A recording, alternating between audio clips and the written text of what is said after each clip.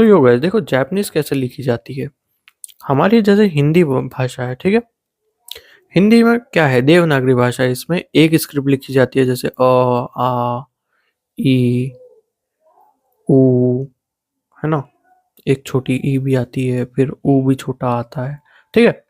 तो ये हमारी एक लैंग्वेज होती है नॉर्मल सी, जिसमें ये हम लेटर्स यूज करते हैं। ओके। लेकिन जापानीज में क्या होता है, जापानीज में जैसे ये हमारी देवनागरी है, ठीक है। इसे हम देवनागरी लिपि कहते हैं, यानी कि देवनागरी स्क्रिप्ट। लेकिन जापानीज में क्या होता है, जापानीज में एक स्क्रिप्ट नहीं है, जापानीज में 3 स्क्रिप्ट है। कौन कौन सी?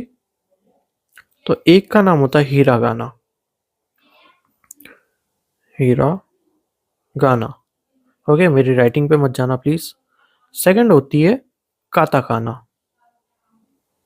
काता काना। और थर्ड आती है हमारी, जो सबसे टफ मानी जाती है, वो होती है कांजी। ओके, ये हो गई कांजी। अब हीरागाना क्या है? हीरागाना सबसे बेसिक स्क्रिप्ट है, मतलब सबसे पहले ये सीखनी होती है हमें, और ये फर्स्ट स्क्रिप्ट हो गई।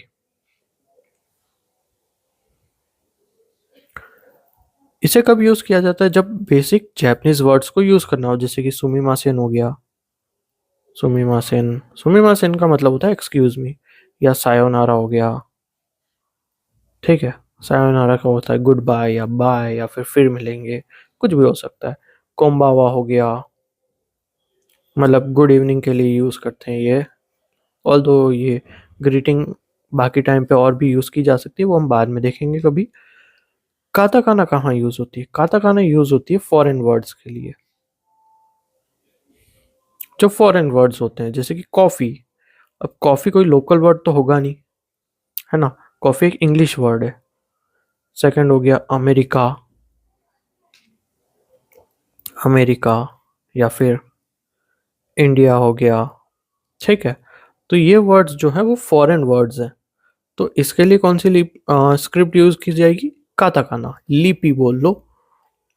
ओके, तो वो हो गई काताकाना। हिरागाना समझ गए तुम, काताकाना समझ गए। अब इसके बाद में कांजी क्या होता है? कांजी एक चाइनीज कैरेक्टर्स होते हैं, ठीक है। जैसे कि मैंने कोई भी बना लिया, लेट्स से कि मैंने कुछ इस तरीके का बनाया, ये बनाया। अब ये कहीं पे भी तुम्हें ये वाला सिंबल दिख जाए, ओके, इसका मतलब होता है वाटर। ओके, तो ऐसे कई सारे वर्ड्स जो हैं, जो सिर्फ इस तरीके से लिख दिए गए हैं, बना दिए गए हैं। तो ये कहीं पे भी तुम्हें ऐसे दिख गया जापान में, तो इसका मतलब होता है पानी। ऐसे ही बहुत सारे, कम से कम 2000 तक कांजी के लेटर्स होते हैं। तुम्हें इतने ज़्यादा नहीं याद करने होते इनिशियली, तुम्हें इनिशियली 100 याद करने होते हैं।